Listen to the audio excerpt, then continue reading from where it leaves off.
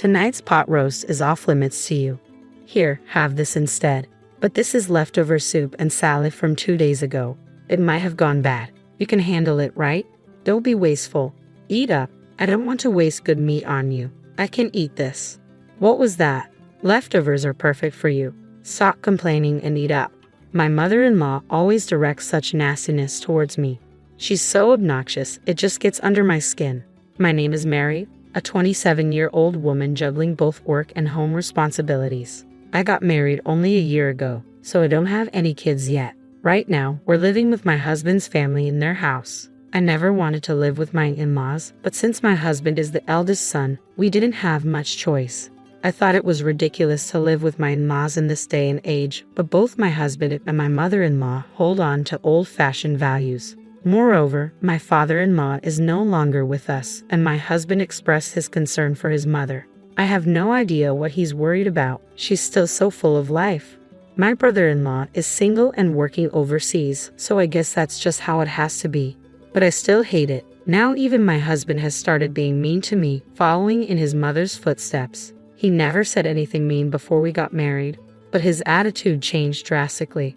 I feel deceived. He's always acting superior and he always yells at me. It gives me a headache. Hey you, why is my shirt so wrinkled? Ha, is it wrinkled? Yeah, I'll be embarrassed at work like this. Can't you even iron properly? Why can't you do something so simple? No, I did iron it. Your properly is not proper at all. Realize that. What a useless wife you are. That's so mean. You don't have to say it like that. Are you talking back to me? Your face is as wrinkled as this shirt, and you're annoying. Seriously, you look older than you are. It's a turnoff. Oh really? Before we got married, he used to call me adorable. He treated me like a princess. But now he insults my parents and laughs about it. I don't understand why he would say such a thing. I'm not wrinkled or anything. It crossed my mind that he's actually balding for his age. I even found myself wishing that he would go completely bald one day. Our marriage is still pretty new, but I'm concerned about the future. Sometimes the word divorce even flashes through my mind. I was exhausted every day, and once I finished the housework after getting home from work, I felt like I was about to collapse. But my mother-in-law never helped with the chores. She seems to spend her whole day blankly watching TV. There were crumbs from snacks on the floor in front of the TV, and a lot of them. I had to clean them up, and I wish she would at least use a plate. Then, after dinner one day, my mother-in-law started to speak. Hey, let's all go to a spa resort when the new year comes. Oh, that sounds great, I replied. All right, I'll make the reservation. I'll get on it first thing tomorrow. Thanks, Mom, my husband said, beaming with joy. My husband and mother-in-law seemed very happy. I didn't really want to go with these people, but I was interested in the spa resort itself. I love visiting spa resorts, and this one was famous enough to be featured on TV recently. I thought it could be a great memory if I could ignore these annoying people, so inside, I was actually excited. After this, my mother-in-law said she had something to discuss. I wondered what it was and headed to the living room. You know we only have a small car, right? So, I was hoping we could borrow your family's minivan. After all, we can load lots of luggage in it. Alright, I guess my father has both a minivan and a small car. He usually commutes in the small car and uses the minivan for shopping trips or camping, which is his hobby. When I called my father, he readily agreed to lend it to us. With that, we welcomed the end of the year vacation. I had to clean the house, so it was again incredibly busy. However, thinking that a spa resort was waiting for me after getting through this year-end period helped me push through. As expected, my mother-in-law wouldn't move from the sofa. She laid there all the time, looking like a statue. Then, the morning of New Year's Day arrived. I woke up thinking about the long-awaited spa resort, but was surprised when I looked at the alarm clock. I had overslept. What? It's already 8:30, but David isn't here. Why? My husband, who should have been sleeping next to me, wasn't there either. I thought he might be in the bathroom, but he wasn't. Huh? Where is everyone? Did they go somewhere? I peeked into my mother-in-law's bedroom, but she wasn't there either. I began to wonder if they left without me. In a panic, I checked my smartphone. I always charge my phone in the living room before going to bed. There was a text notification on my smartphone. It was from my mother-in-law. We're going to have fun. We never booked a place for you. You can spend a lonely New Year. It's okay if the bride doesn't come. So my mother-in-law never intended to take me with them from the start. and she planned to enjoy it with my husband. I was really sad at the same time. I was also very angry. It's terrible to deliberately stop my alarm clock to make me oversleep. I suspect the reason she made me drink a lot of alcohol the night before was to make me pass out. I regretted drinking that much, although it's a relief that she didn't drug me. I was irritated about her pushing drinks on me. Well, there's nothing I can do even if I get angry, so I decided I had to enjoy myself alone at home. I really wanted to go home to my parents, but they're also away on a trip by plane, so it's pointless to go back. Though I ordered a pizza for delivery that day and spent a lonely day. Then my mother-in-law and husband returned from their trip. They had broad smiles on their faces. It was so fun. It was the best. I want to stay there again, of course, without you, Mary. Here, this is the souvenir. What is this? It's a stone I found lying around. It suits you perfectly. Oh, is that so? I couldn't help but think that my mother-in-law was extremely spiteful. Frustrated, I went to return the minivan to my parents' house. I thought they would be home by now. When I arrived at my parents' house, my father came to greet me. Did you enjoy the spa resort? That famous spa should have been quite satisfying. I didn't go because I'm the bride. Well, I was told by my mother-in-law that it's fine if the bride doesn't come. I was left behind when I woke up in the morning. No one was there.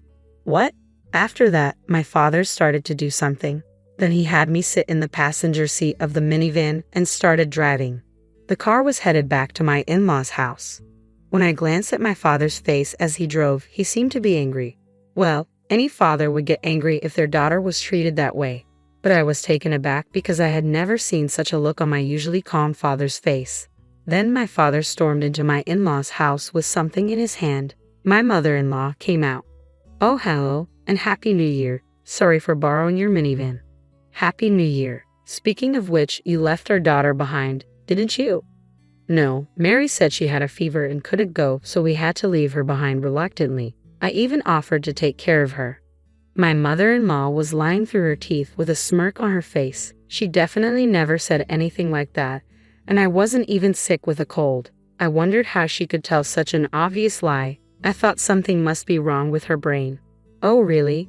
But our daughter said she was left behind. She told us she received a message on text saying it's fine if the bride doesn't come. Did I say that? I don't remember. You did. Look at this text. I showed her the text messages. However, she still insisted she was innocent. I was surprised at how thick-skinned she was to still deny it even cornered this far. In a sense, it was admirable. You're still saying that, huh? You're truly a sad person. Oh, by the way, can I charge you for the cleaning of the car interior? What? Why? Because you dirtied it with a married man nonetheless? What a filthy and disgusting scene. What? What are you talking about? This right here. What my father had in his hand was a dash cam. This one has dual cameras, so it can record not only the outside but also the inside of the car. The advantage of being able to record the inside of the car is that it can provide evidence that you were driving safely.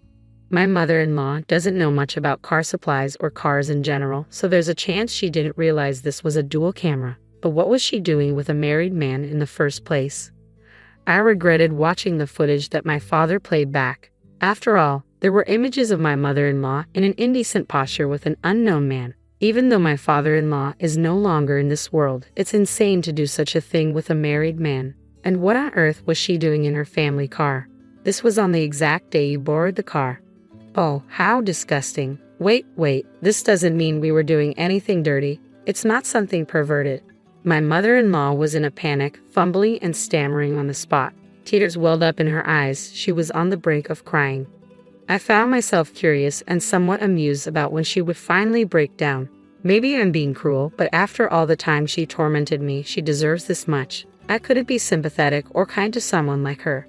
Then she began making pathetic excuses. Her reasoning was all over the place. It was clear she was flustered, yet she was desperate to defend herself. Suddenly, my father pulled another item from his pocket. It was a photograph. The picture showed my mother-in-law and the man from the video engaged in assorted acts in broad daylight. It was unthinkable. The background of the picture suggested it took place somewhere secluded, but the audacity to do this in the daytime was still shocking.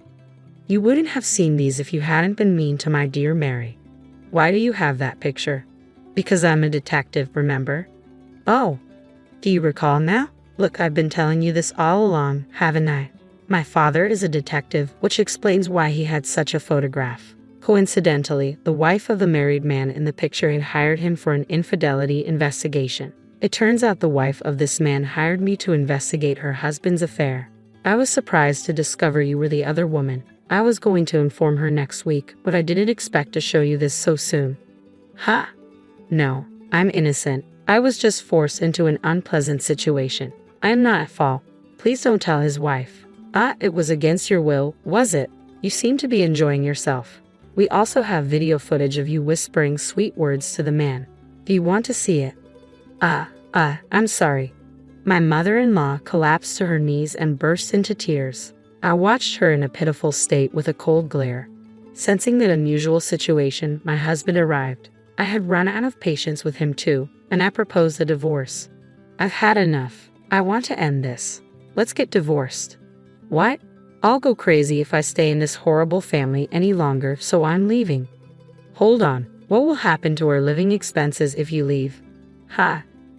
I was fired a while ago.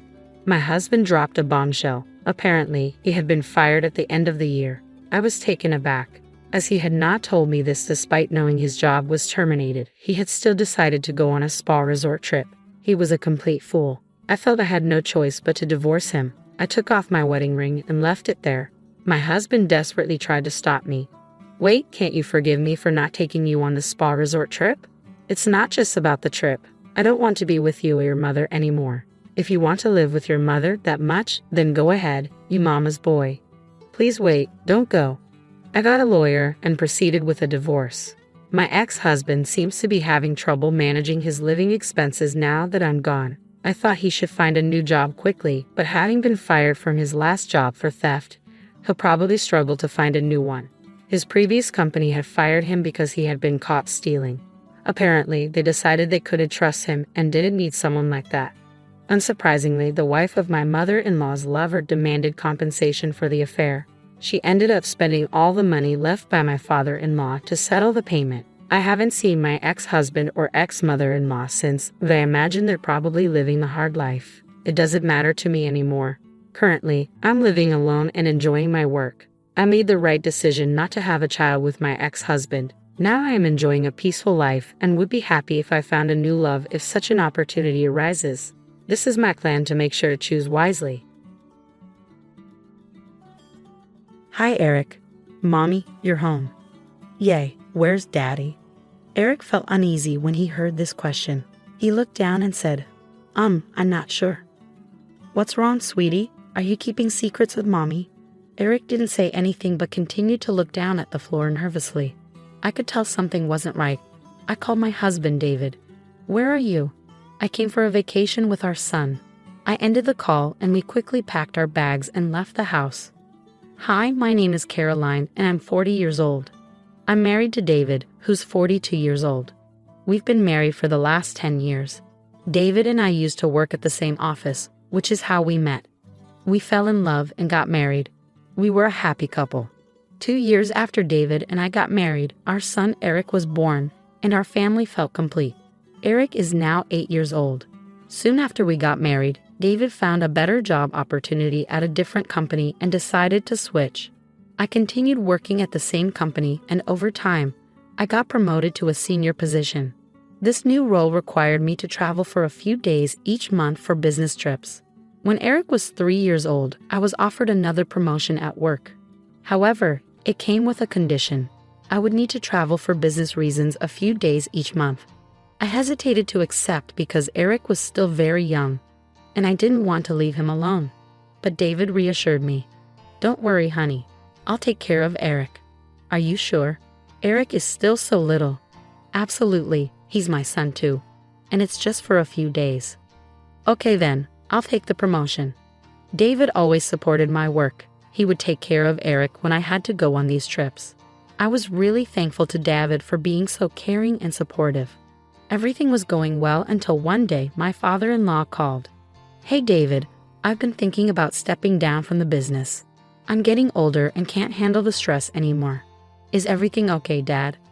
Yeah, everything's fine. I'm just realizing I'm getting older, you know. It's time for you to take over the business. David, this isn't unexpected. I've let you have your way with everything until now, but this is something you need to do for the family. Dad, you can't make me do this. I'm not making you do anything. Just consider it. How long will you keep working a regular job? The business will give you flexibility later in life. But Dad, you're my only heir. If you don't want to take over the company, I'll have to sell it because I can't handle it anymore. I didn't intend for it to sound like that. Alright, then how about you start by working here for a month and see how it goes? But Dad, you've been running the business so smoothly for years. I'm worried I won't be able to manage it as well as you. You'll learn as you go along. I didn't know anything about business until I started doing it myself. Okay, Dad, I'll give my notice at work and wrap things up there. Even though David enjoyed his job, he knew he would have to take over the family business eventually. He was prepared for it, but he didn't expect it to happen so soon. After David joined the family business, I started noticing changes in his behavior. He would come home late, spend evenings on his phone by himself, and often be away on weekends. This went on for a few months. Eventually, I couldn't ignore it anymore and decided to talk to him about it. David, is everything okay with you? Yeah, what's up? I've noticed a change in your behavior over the past few months. What change? I don't understand what you're talking about. I wanted to address the issue so we could work on it together, but David seemed to brush off any problems. I became frustrated with his dismissive attitude. Don't act like you don't know what I'm talking about. You come home late almost every day. And when you do come home early, instead of spending time with me or Eric, you're glued to your phone. David responded firmly, I'm busy. It's not like when I worked for a company and could finish at 7 p.m. This is my business now. I have to give it attention even after I get home. I need to coordinate with other departments over the phone. What about the weekends? Yes, sometimes we have to work on weekends too. Feeling overwhelmed, I left the room to calm down. While David's reasons made sense, I couldn't shake off my concerns. I could sense a growing distance between us, though I couldn't quite explain it to David. I decided to give him the benefit of the doubt and allow him time to adjust to the business. Besides, he was a loving father to Eric and took good care of him when I was away. He even made sure to take Eric on small vacations during my business trips. As time passed, David became even busier with the business. Sometimes he wouldn't come home at all. Despite living under the same roof, we hardly communicated. I started wondering if my work was causing this distance between us. I often felt lonely, with no one to confide in. My parents were elderly, and I didn't want to burden them with my problems. I had lost touch with most of my friends as I became preoccupied with family and work. David's presence in my life seemed minimal. My only solace was Eric. Although he was too young to understand my troubles, spending time with him brought me joy and relief. However, I began to notice changes in Eric. His grades were dropping, and he was spending excessive time playing video games. David spoiled him with expensive video games and toys, which only seemed to worsen the situation. The next time David brought home expensive video games for Eric, I couldn't help but feel concerned. I disagree, David. Eric already has plenty of video games and toys. Adding another one isn't necessary. What do you mean? Can't I give gifts to my own son anymore? What's the problem? Eric's grades have been slipping, and he's constantly distracted by video games. It's not good for his development. He's my son. He'll figure it out on his own. You don't need to interfere. He's my son too, David. I want to make sure he's raised to be educated and responsible. Are you implying that I'm irresponsible? I've been looking after Eric since he was 3 years old while you were away on your business trips. I was taken aback by his accusation. He had willingly taken on the responsibility of caring for Eric, and as his father, it was his duty too. But it was you who encouraged me to take the promotion and said you take care of Eric. Yes, I did. You should appreciate my support instead of constantly criticizing me. I've always appreciated your support for me. That's why I'm still here, despite your distant behavior. His words hit me hard, and I couldn't hold back my tears. Please don't try to paint yourself as the victim here. I lost my temper and yelled at him. I'm done with you. I don't feel any affection or gratitude towards you anymore. Taking care of Eric was your responsibility as a parent. I don't owe you anything for that. David shouted back, You're so ungrateful. Women like you can never be happy or keep their husbands happy. It was the first time David had spoken to me like this. Even when we weren't getting along, He had never been cruel. But now, he seemed like a different person. His words cut deep, and I couldn't help but cry. I locked myself in the bathroom and sobbed uncontrollably. Eric overheard our argument. When he saw me locked in the bathroom for a long time, he started knocking on the door, crying, "Mommy, please come out." Eventually, I washed my face, unlocked the door, and hugged him. "Mommy, I was scared when you stayed in there for so long." "I'm sorry, honey. I was just taking a long bath. But your hair is still dry." I chuckled and pinched his cheeks. "You're quite clever, aren't you? How about spaghetti for dinner?" Eric's eyes lit up. Yes, spaghetti. His excitement brought a smile to my face, pushing aside my worries. Meanwhile, David remained on the couch, engrossed in his phone. I prepared dinner for Eric and tucked him into bed. With an early flight for my business trip the next morning, I packed my bags and left a note with my travel details on David's desk. Since our relationship had grown distant, I always left a note with my travel plans for David so he could make arrangements for Eric or take him to my in-laws' house the next day. I went on my scheduled trip, but the recent arguments with David weighed heavily on my mind. I couldn't focus on my work. By the second day, I started feeling feverish and weak, so I decided to cut my trip short. I contacted my manager and explained that I was feeling unwell. They arranged for me to return home immediately. When I got back, I was looking forward to spending quality time with my son. However, when I arrived home, I found the front door locked and the lights off. I used my spare key to unlock the door and went inside. The house was dark, so I turned on the lights and headed upstairs to Eric's room. There, I found Eric playing with his video games on his bed. "Hey Eric, sweetheart. What are you doing here?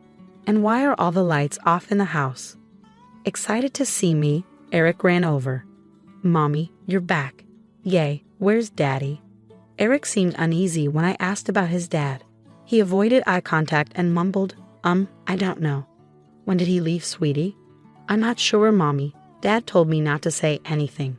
"What do you mean, honey? What's going on? Why are you keeping secrets from Mommy?" Eric remained silent, his eyes fixed on the floor nervously. I could tell something wasn't right. Worried, I called my husband. "David, where are you?" "I came for a vacation with our son." I was shocked and devastated. David had been lying to me, and Eric had heard it all. I hung up the phone, staring at David in disbelief. Eric started crying. After calming him down, Eric confessed everything to me. It was heart-wrenching to hear. "Mommy, whenever you went on a trip, Daddy left me alone in the house." "What?" He continued sobbing as I held him close. "Sweetheart, how long has Daddy been leaving you alone?" "When I was little, Daddy took care of me and never left me alone. But now he locks me inside the house. He leaves food in the fridge for me and gives me video games to play." "And when does your father come back?" "Daddy comes home late at night and leaves again in the morning," Eric replied. I couldn't believe what my son had been going through while I was away. I felt guilty for leaving him in David's care. "Why didn't you tell me, sweetheart?" "At first, Dad would leave me alone for a few hours, but he always brought back lots of chocolates and toys for me. But now he's gone for the whole day. He made me promise not to tell you anything. I hate seeing him cry like this." "Okay, calm down now. Mommy's here." "I'm sorry, Mommy, for getting the new video games. I kept my promise and didn't tell you anything." "I'm sorry, sweetheart, that you had to go through all of this. I couldn't believe what I was hearing. What kind of father would do such a thing?" David was rewarding Eric for keeping this terrible secret. I felt sick to my stomach. I couldn't bear to stay in that house any longer or let my child be around such a man. We packed our bags and left immediately. I hired an investigation agency to look into David's actions. After dropping Eric off at my aunt's house, I went to David's parents and told them everything. My mother-in-law couldn't believe that David could do such things. "Caroline, please don't rush into anything. Maybe there's some misunderstanding. It's not wise to make such a big decision based solely on what Eric says. He's just a child." "What do you mean?" "I know you're trying to help, but I can't even think about talking to David right now. How can I trust him after all of this?" I was too angry to grasp her suggestion properly, even though she probably meant well. "Do you really believe Eric would make up something like this? And why would David lie to me about being on vacation with Eric?" "Well, maybe he was just caught up with work." I lost my patience and decided to lay everything out. This incident isn't isolated. Your son has been distant since he joined the family business. He comes home late, hardly spends time with Eric, and often spends his weekends away. Are you suggesting that all of this is because David joined the family business? My father-in-law interrupted. Brianna, let her speak, he said. Caroline is right. I never imagined David would change like this after joining the business. Some of my senior employees mentioned David's growing closeness with his assistant. What? Why did he tell me about this? I brushed it off as workplace gossip. People tend to enjoy spreading rumors like that, my father-in-law explained. I never thought David would do something like this. He loved you and Eric so much. I should have taken it seriously. I regret it now. Please forgive me, Caroline, he pleaded. I sat there in shock, unable to say anything. Brianna looked equally stunned. They both seemed devastated. David had always been seen as the perfect son, husband, and father. He had let everyone down. I couldn't blame my father-in-law because I, too, had never suspected David of having an affair despite our relationship growing colder. I attributed it to our busy schedules. I had foolishly hoped that once Eric grew up and we were free from parental duties, we'd be happy together again in our retirement. But now, everything felt shattered. After leaving my in-laws' house, I started receiving calls from David. I assumed my in-laws had spoken to him. I ignored his calls and blocked his number. I stayed with my aunt for a few days while searching for a new place to live. Eventually, the investigation agency sent their reports, confirming my suspicions. David had indeed been having an affair with his assistant, Lily. He would skip work and spend the day at her place whenever I was away. I hired a lawyer and sent divorce papers along with the evidence I received from the agency. It turned out that Lily was a single mother to a 5-year-old girl. She had been divorced by her ex-husband due to an extramarital affair during her pregnancy. When she applied for her job, she portrayed herself as a victim, claiming she divorced her husband because he cheated on her while she was pregnant. Despite her lack of qualifications, my father-in-law had given her a job out of sympathy. She deceived everyone in the office with her false story. It seemed she had also used the same tale on David. However, the investigation revealed her true nature. Further digging uncovered details about her ex-husband. He had divorced Lily without providing any alimony or child support, alleging that the baby was not his. A DNA test confirmed his claim. I forwarded all these details to David through my lawyer. According to my lawyer, David was devastated by the evidence and ended things with Lily. He accused her of breaking into our house. David wasn't ready to let go of our marriage. He loved Eric deeply and couldn't bear the thought of losing him. He admitted to my lawyer that he had been influenced by Lily and begged for another chance. He also confessed that it was Lily's idea to leave Eric alone at home, mirroring her own situation with her daughter. If it had only been me hurt by David's actions, I might have considered giving him another chance. But now it was a matter of my child's safety and upbringing. I couldn't raise Eric with a father who would bribe him into lying. After enduring so much pain, I was determined to get a divorce. It wasn't just a matter of days or months. David had betrayed my trust for years, yet I had never doubted his loyalty. I couldn't forgive him for breaking that trust. I refused any settlement other than divorce. My father-in-law apologized for David's actions and supported me throughout this ordeal. The news of David's affair and our divorce spread like wildfire throughout the office, leading to gossip and speculation. Unable to bear the shame, my father-in-law removed David and Lily from the company. He took charge again for a few years before selling the company to another businessman for a substantial sum. David's name was removed from his parents' will, and instead, Eric inherited his grandfather's legacy. David was disowned by his parents as he had shattered their trust too. David relocated to another part of the city where he faced judgment from the community for his infidelity with his assistant. Meanwhile, I transferred to a different department where I didn't have to travel as much. This allowed me to balance my work and home life more effectively. I hired a full-time nanny to care for Eric, ensuring he received the attention and care he deserved. I'm considering leaving my job in a few years. I've saved enough for my retirement and want to enjoy life to the fullest with my son. My greatest wish is for Eric to grow up into an educated and responsible individual, and I'll do everything in my power to ensure he receives the best upbringing possible. Hi, I'm Jenna and I'm 40 years old.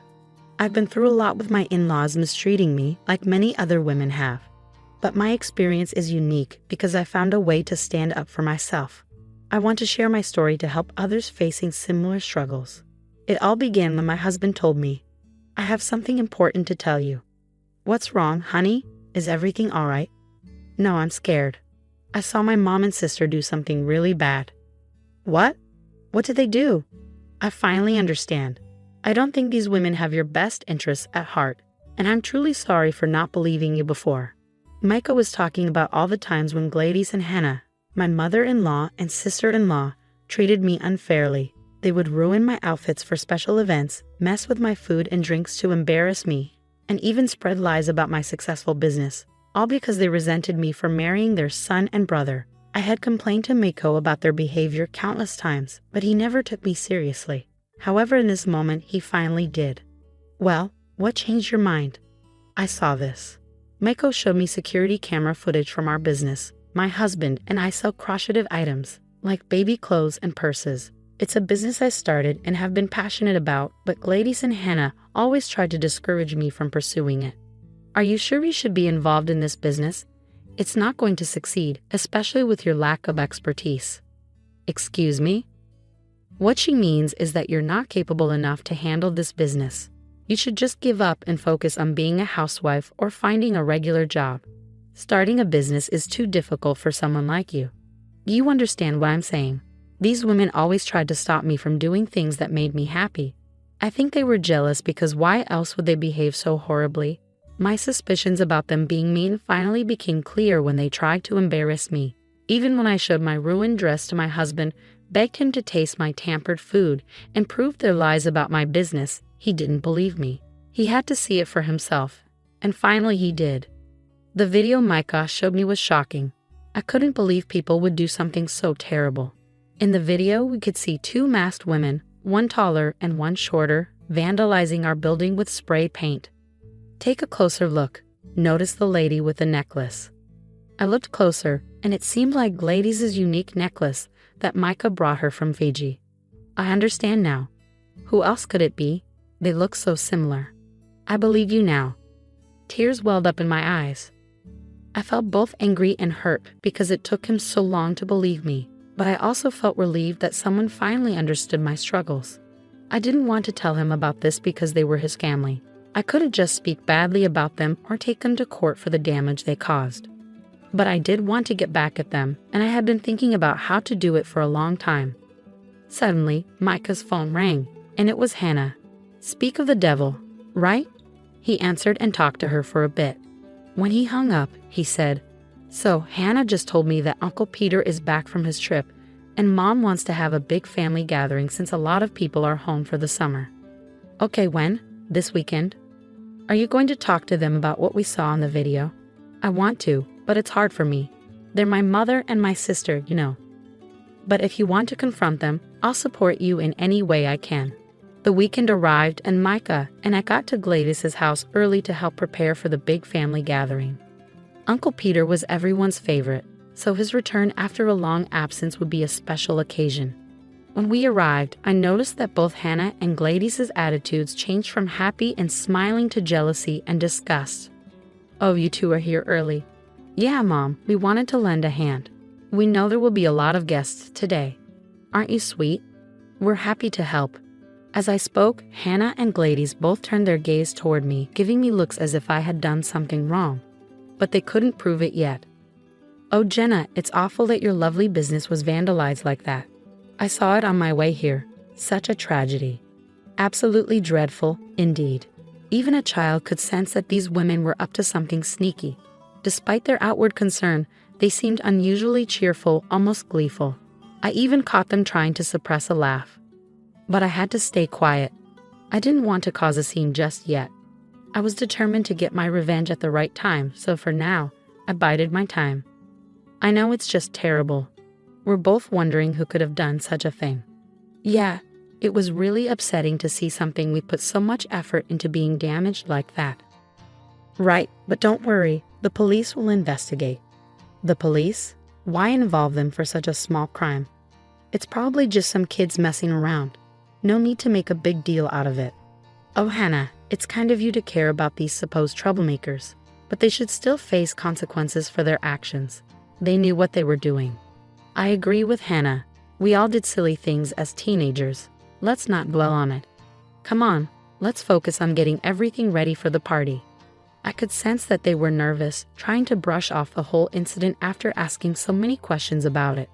Micah and I exchanged a knowing glance and joined in to help with the party preparations. We spent the whole morning and early afternoon setting up, cooking, and cleaning. By 3 p.m., family members started arriving for the reunion. After finishing our tasks and relaxing a bit, Micah pulled me aside. I have something for you.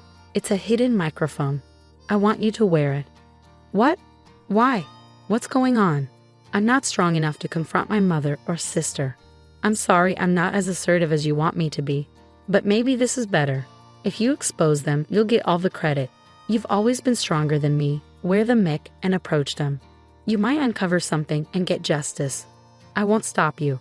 I appreciated Micah's support, even though I wished he would be more confrontational. With that, I put on the mic, hit record, and went to find those two troublemakers. I finally found them talking in the kitchen, deep in a heated discussion. Before I entered, I listened at the door to hear what they were saying. She's on to us, Mom. Did you see the way she looked at us? Stop it, Hannah. You're overreacting. She doesn't know it was us. I swear, Mom, she knows everything. Okay, calm down. Even if she suspects something, what can she do? Micah loves us, and she loves Micah. If she did find out, she'd probably tell him. And then Micah would just brush it off, saying she's imagining things. That's what's been working for us so far, hasn't it? What do you mean? Remember when we ruined her dress before her crush at business pitch? Or when we messed with her food and drink? She told Micah about it. There's no way she didn't share her suspicions with him. But because he loves us, he overlooked it. He'll do the same now. I couldn't stand their villainous conversation any longer, so I burst into the room. Even though I'd been recording everything, I was worried the microphone hadn't picked up enough evidence. I needed to get closer to gather more proof against them for my revenge. Hey, you two, Uncle Peter will be here soon. Do you need help with anything else? Jenna, you scared us. Yes, Jenna, I have a weak heart. Don't startle me like that again. Apparently not weak enough. What did you just say? Oh, it's nothing. Just that you seem pretty energetic for someone your age. Energetic? How so? Well, I could have sworn I saw you doing something active recently. Maybe it was a dream, but I remember seeing you in black clothes, wearing a mask. They paused for a moment, catching on to what I was implying. Bingo. Yeah, I think you were up to something quite serious. What exactly are you implying? I think you know exactly what I mean, Gladys said, closing the door for a more private conversation. What are you trying to suggest? Hannah asked. I'm not trying to suggest anything. Well, we have no idea what you're talking about, so stop now. I'm not sure. Honestly, I think I might have also seen someone else with their face covered, along with the other person doing something illegal. What a shame. I hope they catch those criminals soon. Anyway, Mom, I think we should leave now. Not so fast, Hannah. I want you both to see something. What's that? I then showed them the video footage that Micah had shown me. Oh, you caught the vandals. Well, now that we know who they are, there's no need to look into it any further. Let's just drop the issue. Jenna, you're being unbearable with this. Vandalism happens to other buildings too, you know. Yeah, Jenna, just move on. It's not worth all this fuss. Actually, ladies, I think it is a big deal. I found something interesting in this video. Take a closer look. Both of them leaned in and zoomed in on the phone screen to see what I was talking about. The horror and shock on their faces confirmed all my suspicions. They were the ones who had vandalized my building. I knew it, Mom. Quiet, this doesn't prove anything. Who else has this necklace, ladies? I can't handle it anymore. Okay, it was us. Hannah, don't you dare say another word. Well, Mom, she's figured it out. I don't know what you want me to say. Yes, Jenna, we did it. We damaged your business. But what are you going to do about it? Yeah, Jenna, there's nothing you can do in this situation. We know that Micah cares more about us than he does about you. So even if you try to take action, he won't punish us because he loves us. He really does love you guys, and he probably won't do anything. But sweetie, why do you think I won't? Do you think I'm afraid of you too? You mess with my business, which is like my child. I won't let you off the hook. Gladys and Hannah both tried to grab the phone from me, but thankfully I was faster and managed to escape. Come back here, you foolish girl. Even if you grab the phone, the data's already backed up, so there's no point in fighting me unless you want to worsen your already weak heart. Don't you dare provoke my mom. Do you think you're funny? Do you think you're clever? Give us the data now, or else I'll... What? Huh. What will you do? I'll hurt you in ways you never imagined. Oh, I'm shaking in my boots. Please don't hurt me. You cheeky little thing. We were running around the kitchen until I finally opened the door. It's a good thing I did because right outside was Micah. Help, your mom and sister are acting crazy. I came to tell you that Uncle Peter is here. What's happening? I'll tell you what's happening. Your wife is falsely accusing us of damaging her business, and she's threatening us. That's not true. Tell them, Micah. There was silence. Micah looked upset, struggling to speak clearly. I know you're not used to arguing with your mom and sister, or arguing at all for that matter, but I need you to stand up for me, your wife, right now. Please. Still, there was silence, and Micah looked dejected. I felt a pang of disappointment. You see, honey, Micah will always side with us, not you. He loves us more. Now that's not fair. I love you all equally. You're all important to me, which makes it tough to decide. Decide what? Why not choose honesty? We both know it. You're the one who showed me the footage. What, Micah? Why would you do that? Because it's my business too, and what you did was wrong. Not just this incident, but all the other times you've hurt my wife. You need to stop, please. We'll forgive you. Speak for yourself. I'm still going to press charges. Not while I'm here.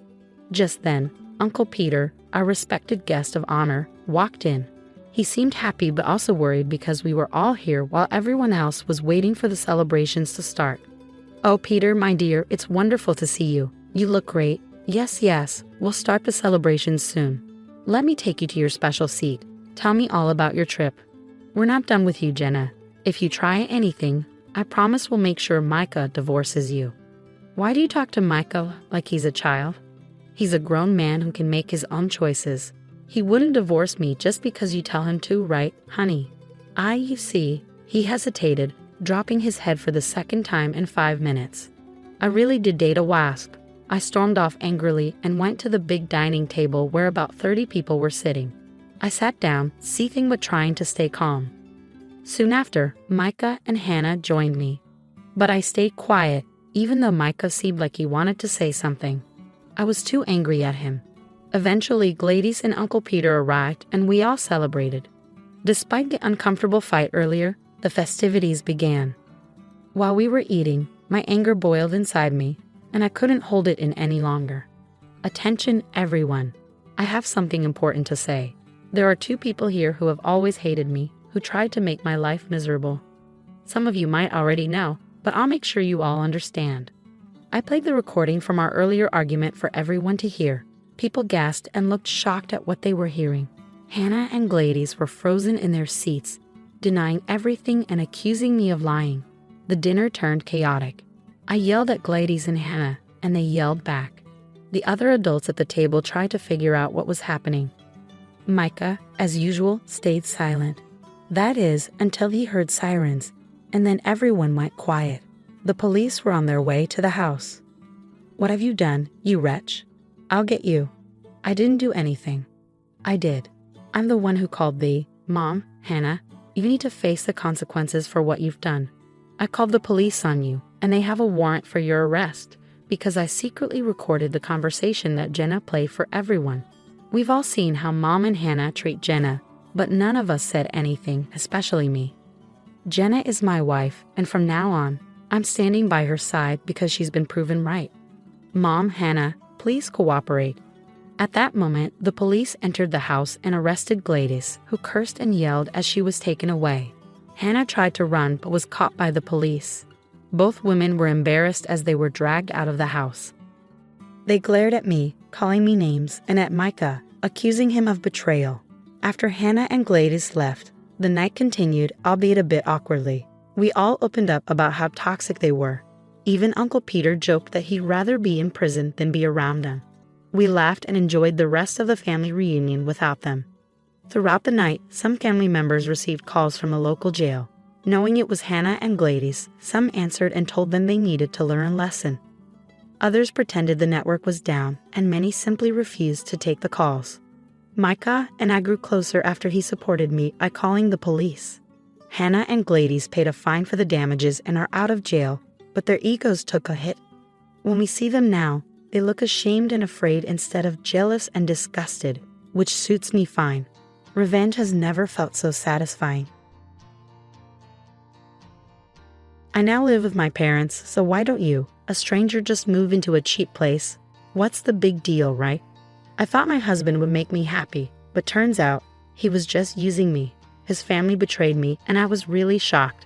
It seemed like they hadn't even realized how naive they were. But if they kick me out, who's going to pay the bills? I realized there was no point in being part of this family, so I knew what I had to do next. I got in touch with everyone and started getting ready. What happened to all the stuff? I had a company come and take it all away. The next day, I called another company and got rid of all the furniture and appliances. My husband freaked out and started yelling. My name is Michelle Thompson. I'm 35 years old. I've been working from home since I finished college. I only have to travel once a month, but I work full-time. My company has been really understanding because both of my legs are disabled, so I use a wheelchair to get around. This happened because I had a motorcycle accident in college. A car crashed into me from behind on the highway, and I was thrown into the air. It felt like everything was moving really slowly. This is it for me, I remember thinking as I flew through the air. Luckily, I didn't die, but my legs got injured and I can't move them anymore. I've been doing rehab ever since, but they probably won't get better. I've been in a wheelchair for years now. I guess I'll probably stay single for the rest of my life. Once I accepted my condition, I started wanting to get married again. One day, my friends arranged a blind date for me, and that's when I met Ken, who's 5 years older than me. Despite his age, he looked younger. What surprised me was how immature he acted for a 40-year-old. He's very straightforward, which means he doesn't hold back. After seeing me in a wheelchair, he didn't hesitate to ask all sorts of questions like, how do you do everyday things like eating or chores? Can you manage work? Are you independent in the bathroom or for bathing? While others tiptoed around the topic, Ken asked me everything bluntly. Most people might find his approach rude, but I actually liked that he was genuinely interested in me. We went on a few more dates and eventually became a couple. I believed I could find happiness with him. At that time, I couldn't imagine being with anyone else who would want to be with me forever. So when Ken proposed just 6 months into our relationship, I was thrilled. But things took a turn after we got married. When Ken and I moved in together, we chose my rented house, which is a bit expensive but very wheelchair-friendly, probably because the previous tenant made it that way. Ken liked the spaciousness. Since I spent most of my time at home, I ended up doing most of the housework. Sometimes when I was tired, I'd ask him for help, but he'd just say he was too tired and wouldn't lift a finger, not even to help me bathe. Seriously, I'm not doing that, Ken said when I asked him for help. I technically can manage on my own, but it takes a lot longer. When I lived alone, I had a caregiver come twice a week to assist me in the bath. I was used to managing the other 5 days on my own, but I always wished Ken would help. It would be so much quicker. Every time I spent a long time getting into the bath, I stopped asking for the caregiver's help because Ken said it was a waste of money. As I was bathing, I started feeling tired in my arms.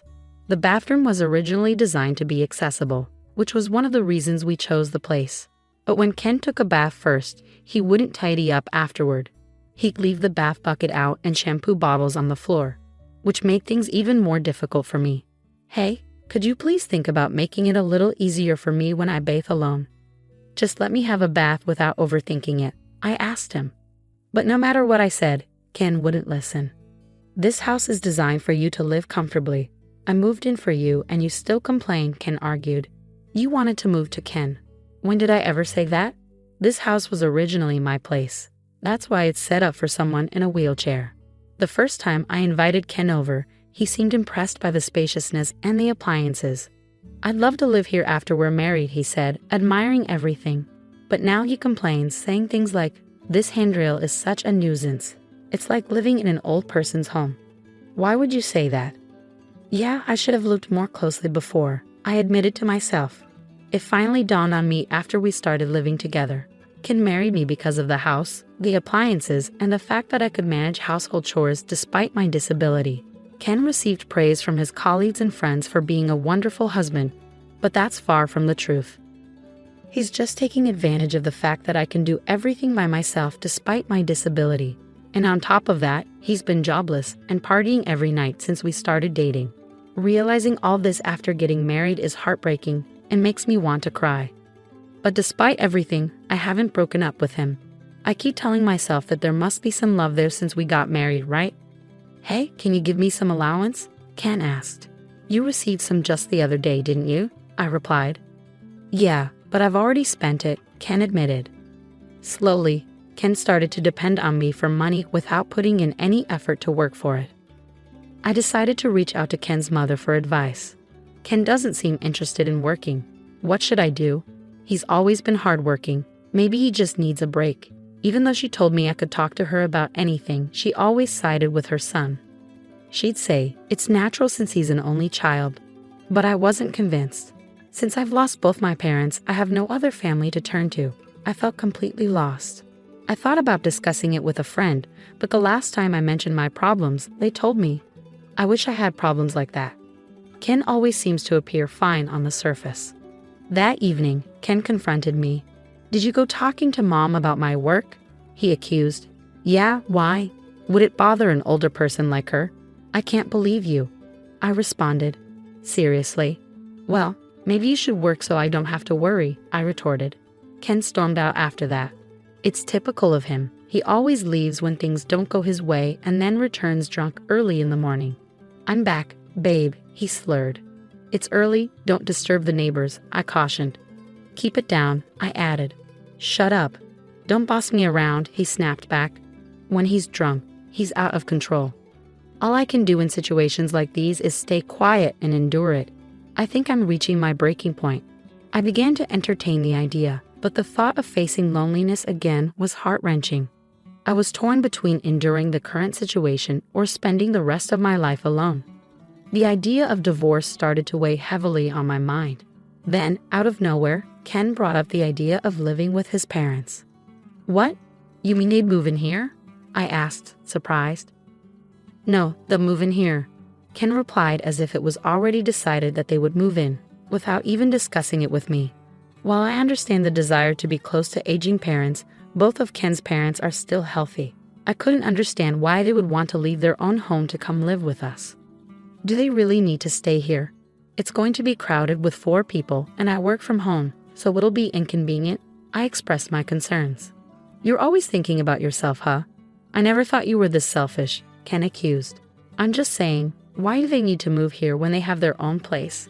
Our place is bigger, more modern, and has all the conveniences. Plus, it's accessible for elderly people, I reasoned.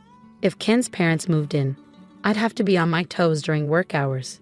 Ken is rarely home, but his parents would likely be around a lot since they're retired, sharing the bathroom, kitchen. I already move slower than most people, and I could easily imagine the strain of such a living situation. Can I have some time to think? I asked. You better hurry up. We don't have much time, Ken replied curtly. Despite Ken's insistence that there wasn't much time, he wasted no time in bringing his parents over by the weekend. It seemed like they had already discussed this move extensively. You know, I've been thinking, maybe you should consider moving to a facility, Ken suggested. What? I couldn't believe what I was hearing. A facility for me? I was taken aback. Yeah, it's a good idea, right? You have your own limitations, right? In a facility, they take care of everything, Ken explained. It seemed like he wasn't just considering his parents moving in, but also the idea of sending me away. I'd visit you from time to time, he added casually. That statement jolted me awake. If not now, then when? Ken, what do you think I am to you, huh?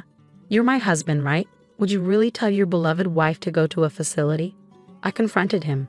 Hold on. When did I say I love you, Michelle? Ken's response made my anger boil. It was becoming increasingly clear that Ken was using me. Hadn't I known it all along? Wasn't it my fault for letting things get to this point? I felt like I needed to draw a line. Then, to my disbelief, Ken uttered even more shocking words. In this house, I'm going to live with my parents. You, an outsider, can go live in some cheap facility, he declared. What'd you just say? I looked to his parents, hoping for some support, but they just had unsettling grins on their faces. Why are you laughing? I demanded. What's the big deal, huh? Ken's parents responded with indifference. It seemed like things had been escalating too quickly lately. I couldn't shake the feeling that maybe they had their eyes on my home even before we got married. I knew I had to act fast and get these people out. Please leave, I said firmly. What? Leave now, I reiterated when they hesitated. How can you talk to my parents like that? Ken snapped, his anger boiling over. It was like I was seeing the real Ken for the first time. He was yelling at me with such fury. If he cared so much for his parents, why didn't he work hard and build them a house? Why did he have to take mine? My head felt like it was on fire. It's okay, Ken. Michelle must have been shocked since we came unexpectedly. His mother intervened. We just came to check the place today, his father added. Yeah, we need to check before moving in. Looks like there are more appliances than last time. Seems comfy to live in. It became clear they were here to stake a claim on my home. I took a deep breath, trying to calm myself as I filled my lungs with oxygen. Then, a sudden question popped into my mind. If I leave, how are they planning to survive? His parents are on a pension, and Ken's just a part-timer. I'm covering all the rent and living expenses. Who's going to pay the $2,800 a month? Do his parents think Ken's earning the living expenses? I voiced my concerns, but they were ignored as his parents cheerfully left. Ken followed them. I'm going to stay at my parents' tonight. Hold on, we need to talk, he said as he left. There's nothing to talk about. I, the man of the house, have decided. I won't change my mind, he declared before leaving me alone in shock. But I couldn't just stay like that. I immediately called a real estate agent I knew. Ken didn't return that night, probably celebrating with his parents. I quickly sorted out essential and non-essential belongings. When Ken returned the next day, he saw the organized stuff and laughed. Oh, started packing. Found a place to move to already? Ken asked, surprised by my swift action. Yes, I have, I replied, handing him a card. And here's the card of a divorce lawyer. Here you go, Ken. From now on, let's communicate through the lawyer. A divorce? Why? If you're kicking me out, there's no point in being married anymore, right? Ken tried to reason. Ken seemed taken aback by the mention of divorce. You can't live without me, right? He added, almost as a question. I don't understand what you mean. Who else would marry you? Ken responded, his arrogance showing. I can live on my own, but you said you wanted to get married. I reminded him. It was only then that I realized how arrogant and overconfident Ken was. He approached me thinking I was a lonely, disabled single woman. I'm independent, have money, and never struggle with my living. Plus, I stay home all the time, so I handle all the chores for him. I'm the ideal woman. Money keeps coming in even if he doesn't work. He thought I wouldn't leave because I couldn't find anyone else. That's why he was shocked when I casually brought up divorce. Why? You know, if you divorce me, you might be single for the rest of your life, Ken warned, revealing his insecurity. Well, if it means living a married life with you, I'd rather be single forever, I asserted. Whether I spend the rest of my life alone isn't for you to decide. I added, my usually submissive demeanor giving way to defiance. Ken seemed flustered, and I could tell he was panicking. I never thought he was such a weak man. I realized I had been putting up with him for far too long. Once I made the decision to divorce him, I felt a weight lift off my shoulders. I had been too focused on getting married. Anyway, you don't have to move out right away. I didn't mean to rush you into a facility that soon, I said. Oh, it's fine. I'll do as you wish. Don't worry, you won't find a place that fast. Think it over, okay? Ken replied, trying to regain control of the situation. I've already secured a place, so it's all right, I informed Ken. What? Wait a minute, isn't this too soon? Ken responded, clearly taken aback. I observed Ken's shifting attitudes from smugness to panic. Dealing with him was becoming increasingly irritating as I calmed down. The facility staff are informed and know about my situation, so everything's fine. I reassured him, determined to move forward with my decision. When did you even set all this up? Were you preparing all along? Ken asked, clearly surprised by my sudden revelation. Yes, even before I met you, actually. I had been considering my retirement and had my eye on a certain facility. It's more like a condo. After an injury during my hospital stay, I read various investment books. I had decided to invest in stocks and real estate. I had diversified investments between my salary and my parents' inheritance. The facility I had my eye on, I had already purchased and had been renting it out for income. I never mentioned this to Ken. It's my hidden asset, I explained. We don't need to get a divorce. I get it. You can stay here. Let's live with my parents, Ken suggested. Do you not get it? Why would I ever do that? I responded firmly, feeling empowered by my newfound independence and decision-making. He seems pretty dense. Even after bringing up divorce, he still seems to believe he's the only one for me. I thought to myself. Sorry, but my mind's made up. What's your problem? I confronted Ken. You're so selfish. If you come crying back later, it's not my problem, Ken retorted. I won't be, so don't worry, I replied confidently, determined to move forward without him. Ken fell silent, lost in thought. Hours passed as I continued packing up my things. Then, I overheard Ken making a phone call. It seemed like he was speaking to his parents. It struck me as pathetic that he needed to rely on them for such decisions. Eventually, Ken approached me. Fine, we'll get a divorce. Just leave quickly, he said begrudgingly. Perhaps he would miss having me around to take care of the household chores. But he likely saw living with his parents as a way to avoid them. With that, Ken left for his parents' home. I'm going to talk to my folks about what's next. Get ready to move out quickly, he informed me. Yes, I'll do that, I replied, ready to start a new chapter of my life without him. I finished moving all my stuff within a week. During that time, Ken never showed up. We met again a day after the move was completed.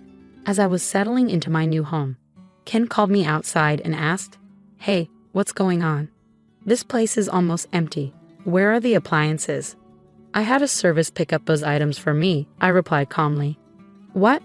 I had called a service the next day and had them collect all the furniture and appliances, Ken exclaimed, clearly agitated. My husband's frustration grew and he began grumbling. Not only Ken, but also his parents were there. All the appliances here were bought by me. They are all from when I was single. The only thing that's yours is right there, he pointed out. There were only 3 cardboard boxes. I did leave the clear clothing container we bought after marriage, I added. Michelle, we can't live with this. We need to split the property if we're divorcing, Ken insisted. That's right, we can't live here like this, his mother chimed in. What are you talking about? Nobody can live here, Ken protested. What do you mean?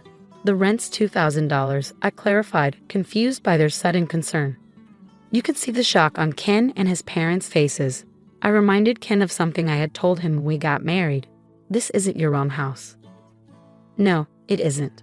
I got a bit of a discount on the rent because I asked a real estate agent, I explained. I know if I move out, the rent will go up even more, given that this is a property with disability access. And I've already received several inquiries from people with the same concerns. I recommended that they move out. Why didn't you tell us sooner? What are we going to do now? Ken asked, clearly flustered. I don't know. I did tell Ken. I didn't hear about it. I'll sue you. His mother threatened, her frustration boiling over. I saw that coming, honestly. From an outsider's perspective, it might look like I selfishly got a divorce, broke the lease, and took all the furniture and appliances. But I was sure. I reflected. You can sue, but do you even have the money for it? Ken's face contorted with frustration. It was clear he couldn't afford a lawyer, even if he wanted to. I revealed my ace up my sleeve by showing them some pictures. When did you take these? Ken exclaimed in shock as he saw the images of himself gambling and womanizing. I spent my money on this. I'm ready to use these in court, Ken, I warned. What the hell? I thought everything was going well. Ken's parents expressed their agitation. What's going on? Suddenly, Ken started to apologize. I'm sorry. Please come back. I need you, Michelle, he pleaded, his tone filled with desperation. You're the one who made me leave. We're not married anymore, so what's the point? And do you even care about me? If not, I'll just go. Even Ken's parents started saying sorry beside him. We don't have a home anymore. This was a shock. What do you mean? Our house got taken away because we couldn't pay for it. Ken's family will lose their home in a few weeks. They ran out of money. Ken's dad owed a lot, and it got bigger over time. Ken used to get money from his parents, but when he got married, he probably hoped for more support. Now I get why his mom was nice to me before we got married. I can't do anything for you now. We're not close anymore. Even if my parents and I have nowhere to go, does that not bother you? You caused this situation, right? Can you at least give me the electronics and furniture? You're wealthy, Michelle. Are you going to sell them? His real reason was obvious. I told him firmly that I wouldn't give him anything, not even one piece of furniture or electronics. Please reconsider. Show some kindness. It's too late to say sorry now. You need to figure this out on your own. That's exactly why I'm asking for help. I can't figure it out. I told Ken and his dad, who kept asking. If they couldn't pay the rent, they should leave. The place is in my name, so if I cancel the lease, they have to go. Evicting them was easy. Even if the lease was transferred, Ken probably couldn't afford to live here. I got all this information from the real estate agent. I can't afford the rent, so I decided to cancel the lease. I don't need this place anymore, and since our divorce is final, it's all over. I managed to get the shocked family out and locked the door. What do we do now? I can move to a different place. Goodbye. Places like that must be awful, right? Good luck in that terrible place. Ken probably felt he needed to get the last word in, so he spat out those bitter words. I ignored him and his parents and left. But Ken wasn't done. A few days later, he showed up at the facility where I had moved. What's going on here? Ken looked like he was going to pass out when he saw where I was living. This place isn't bad at all. It's actually a luxury facility worth $1 million. I had saved up money and invested it, and that's how I bought this place. The timing was perfect since the previous occupant had just left. With the money from selling my house and some extra income, I had plenty left over. This facility is great with doctors and helpers on hand. The rooms are like apartments with lots of privacy. It's a 3-bedroom, so families can stay together. There are even couples and families living here. I can call for help whenever I need it, and there's assistance with bathing every day. Originally, I thought this would be my last home, but I'm glad I moved here. You have that much money all along. Why? I don't want you to keep coming here. We're not close anymore. Please go. Then Ken started acting nice all of a sudden, but it felt weird. Can I stay here? What? No, that's not happening. We're not married anymore. Accept that. Then let's get married again. I'm staying in a motel. Isn't that sad? I can't find a job because I don't have a permanent address. At the motel, Ken is smooth with his words. It seems like he's forgotten about his own parents. In the end, he's only thinking about himself. Why don't you take a good look at yourself? It's sad to see you living off your parents at your age, being dependent after marriage, and now begging for help. Ken's face turned red. Aren't you embarrassed to be relying on your ex-wife? Look, everyone's watching, right? Residents peeking from their balconies were indeed watching. Actually, I had asked them beforehand to keep an eye out if my ex-husband showed up. I always expected him to come back for some reason. The residents were really helpful. They purposely looked at Ken with sympathy. It's like watching a real-life drama. I want to applaud them. Ken finally noticed the stares and seemed to realize how embarrassing his behavior was. I won't bother you anymore. With a pale face, he muttered those words and left. I doubt he'll come back here again. Later, when I went out, I bumped into my mother-in-law working at a supermarket checkout. My father-in-law worked as a janitor and my mother-in-law was a cashier. As soon as she saw me, she turned away and tried to hide. She was being scolded by a younger employee for her behavior. Ken was introduced to a job by someone he met at the motel cafe, but it turned out to be a poorly paid job where he was being taken advantage of. Meanwhile, I often host home parties and enjoy my life with others from the same facility. I've also made friends with other wheelchair users. If I had known such a supportive community existed, I would have moved here earlier. I make time for physical therapy sessions, and my current goal is to regain the ability to move my legs on my own. Overall, I lead a fulfilling life, both at work